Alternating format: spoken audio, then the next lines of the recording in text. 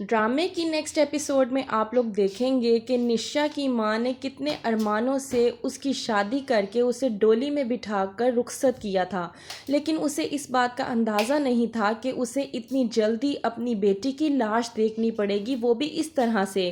نشا کا voice message پڑھنے کے بعد آلیان سے رہا نہیں جاتا اور وہ اپنی ماں کو لے کر جلدی سے پاکستان واپس آ جاتا ہے۔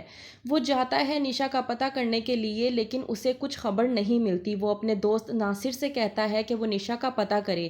ناصر پتہ لگا کر آلیان کو بتاتا ہے کہ نشا ہاسپٹل میں ہے اور اس کی طبیعت بہت زیادہ خراب ہے۔ آلیان ناصر کے ساتھ رابطے میں ہی رہتا ہے، لیکن بعد میں نشا کی جب موت ہو جاتی ہے، جب ناصر آلیان کو بتاتا ہے تو آلیان بے بس ہو کر رہ جاتا ہے اور آ کر ناصر کو گلے لگا کر روتا ہے اور کہتا ہے کہ کہہ دو کہ یہ جھوٹ ہے، وہ میری چھوٹی بہن تھی، وہ کس طرح سے مجھے چھوڑ کر جا سکتی ہے۔ کہہ دو ناصر یہ سب جھوٹ ہے، وہ اتنی جلدی مجھے چھوڑ کر نہیں جا سکتی۔ ناصر کہتا ہے کہ ایسا ہی ہوا ہے میرے یار، وہ میری بھی بہنوں کی طرح تھی، میں ایک پل کے لیے بھی یہاں سے نہیں گیا، یہاں پہ بیٹھ کے میں روتا رہا ہوں۔ آلیان کہتا ہے ناصر سے کہ نشا کی ساس زبیدہ آنٹی کہاں پہ ہیں؟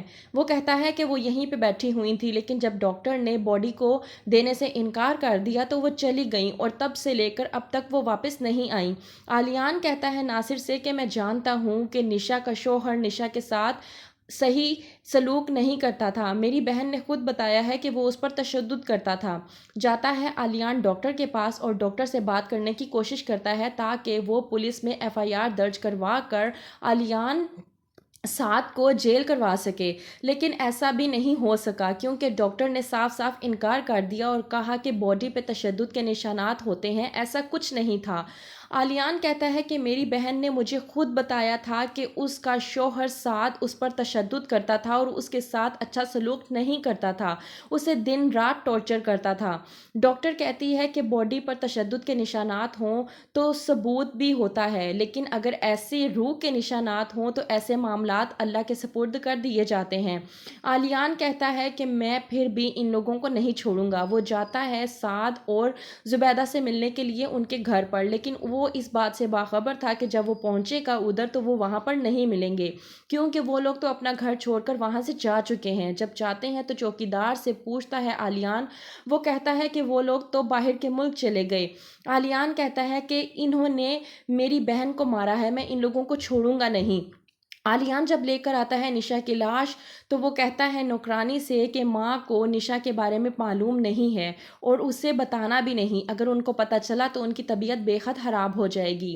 آتی ہے نشا کی ماں اور پوچھتی ہے آلیان سے کہ تم تو نشا کو لینے گئے تھے، لیکن نشا مجھے تمہارے ساتھ نظر نہیں آ رہی۔ آلیان آخرکار نشا کہاں پر ہے؟ جب وہ سنتی ہے ایمبولینس کی آواز تو گھر سے باہر نکلتی ہے اور ایمبولینس کو دیکھ کر بہت زیادہ پریشان ہو جاتی ہے۔ جب دیکھتی ہے کہ ایمبولینس میں سے نشا کی لاش کو باہر نکالا جا رہا ہے تو اس کی ماں کا دل دہل جاتا ہے۔ آخرکار وہ تھی تو اس کی ماں ہی۔